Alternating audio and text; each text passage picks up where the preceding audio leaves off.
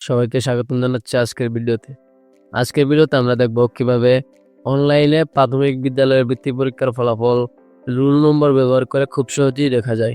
So আজকের ভিডিওটি যদি আপনি সম্পূর্ণ দেখেন তাহলে আপনার অথবা আপনার ছেলেমেয়ের অথবা আপনার আত্মীয় স্বজনের যে কোনো প্রাথমিক বিদ্যালয়ের পরীক্ষার্থীদের জন্য তাদের বৃত্তি পরীক্ষার ফলাফল দেখতে পারবেন। সো আশা করি ভিডিওটি আপনাদের উপকারে আসবে। ভিডিওটি ভালো লাগলে লাইক কমেন্ট শেয়ার করতে ভুলবেন না। প্রাথমিক শিক্ষা ও অনলাইন সেবা সংক্রান্ত আরো গুরুত্বপূর্ণ ভিডিও পেতে আমাদের চ্যানেলটি সাবস্ক্রাইব করে সাথেই থাকুন। ধন্যবাদ।